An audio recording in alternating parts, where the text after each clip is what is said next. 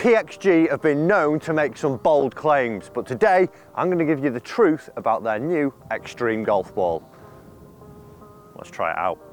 So reading from PXG's website about the golf ball, it says PXG has the one ball that does it all.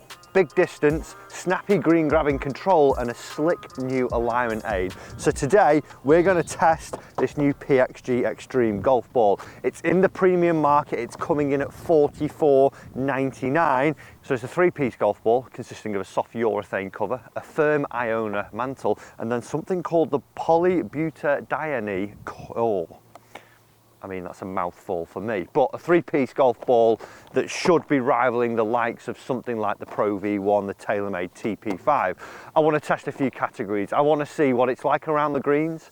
I want to know what it's like with the irons, what the spin control's like with that one. Then I want to see if it has got that big distance. I also want to know what the durability is like, because $44.99, it's up there price-wise, but will it actually last? Because I've read a few things on the internet that are saying it's made in the same factory as the Kirkland golf ball. Now, whenever we hear things like this, I don't know how much truth there is, and I've not been able to find a truthful source yet, but if it is made in that same factory, we know how the Kirkland ball did when we actually put that through the 10 wedge shots with a brand new wedge. It started to scuff up, so will that be the same if it is made in the same factory? So let's have a chip and a putt, see how it feels, how it sounds around the green to start off with.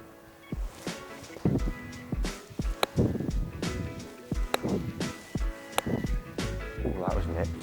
I can win those last few chips and definitely have an initial bite, and then they start to just release a little bit on the wind, but positive signs to start off with. Let's hit a few more.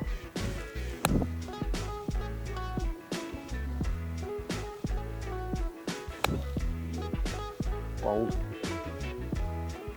God, that had bite on it, didn't it? That had some green side grab. For little pitches, there's probably one bounce, the initial bounce, and then it comes to a rest pretty quick. It's not going to stop straight away on a shot like this, you know, on firm links greens. So initially it's feeling pretty good. It feels really nice off the face as well. The sound is, I'd say, bob on. Interesting, bob on for Bob Parsons. See what I did there? Oh, that felt good. That'll spin.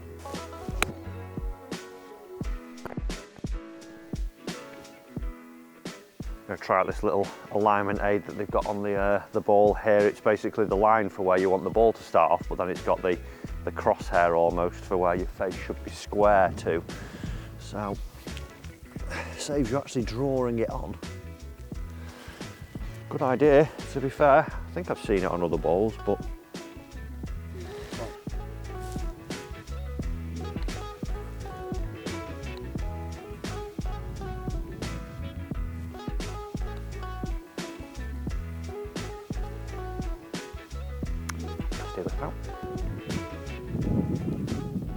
so had an initial putt and a chip and a few pitches there. Definitely feels very good off the club face. Sounds nice.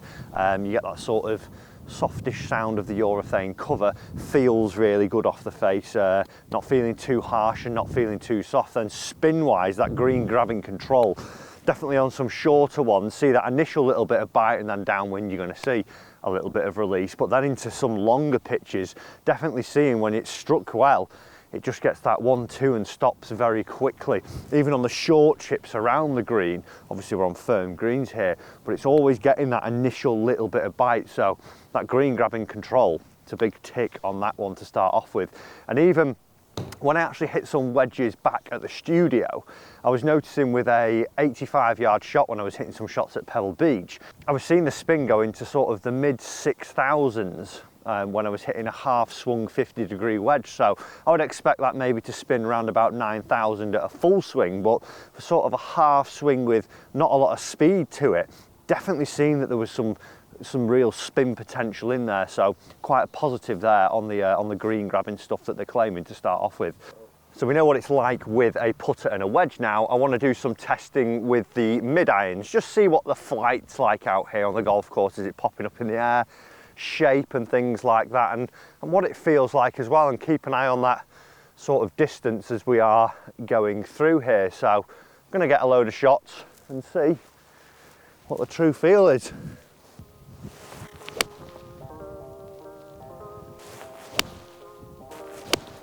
They have all felt very nice and also had very little deviation on the flight, very straight as a starting point, I would say.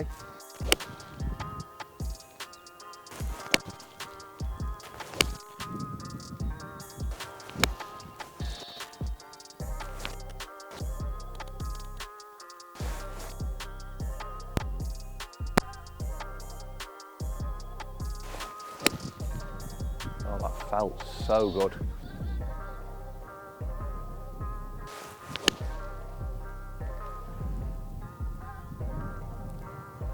So I've had a test of the golf ball with some irons now. Firstly in the simulator, and the numbers were actually stacking up to what I would expect to see, hitting some shots at Carnoustie, and the numbers in terms of the spin and the carry distance were roughly where I would expect them to be for when I was actually hitting an 8-iron there.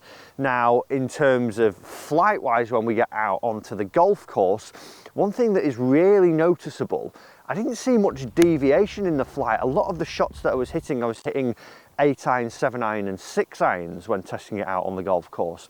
There was hardly any shape on the golf ball at all.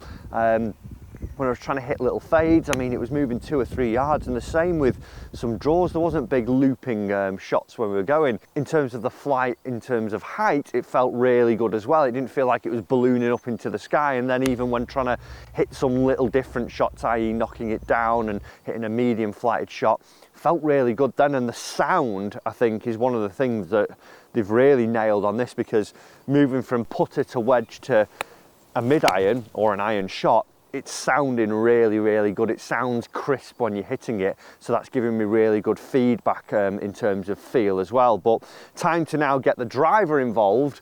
But before we do that, I just want to see what the durability is like.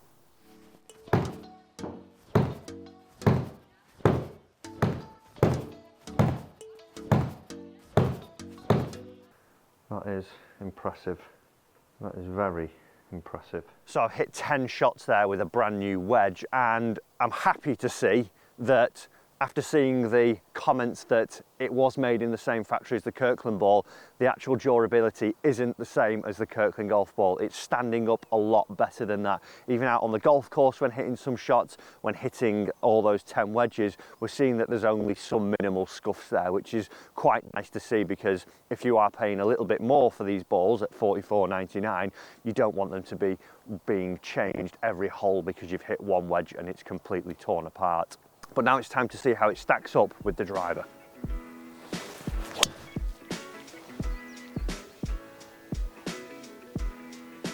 It's down there, a little bit out the bottom, that one, so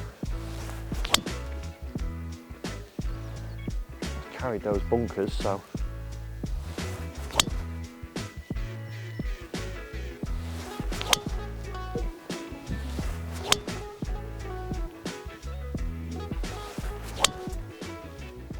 okay, so we've had a test out on the golf course now. That's one of the ones I've just hit off 17, and the other one is just down here.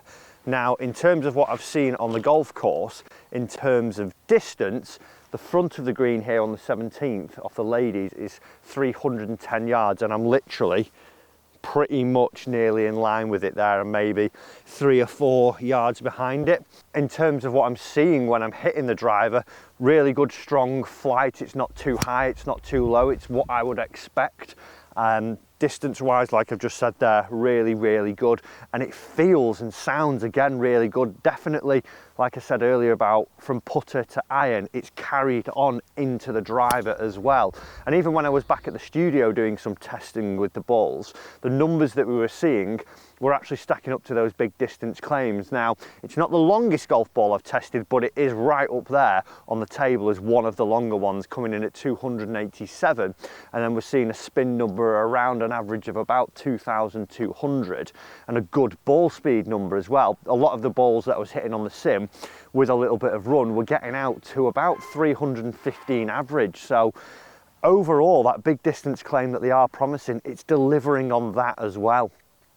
So the truth about the PXG Extreme golf ball, do you know what?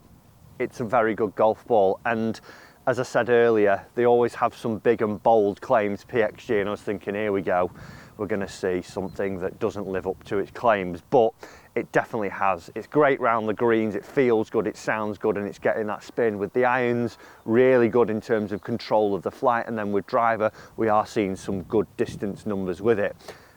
At $44.99, a fair price. Will it follow a traditional PXG model though, of if it doesn't sell, we see it come down? Because if this ball came down in price, it would be an absolute bargain. But overall, a very good golf ball, and well done PXG on bringing something that actually works. On to the next one, guys. Thanks for watching.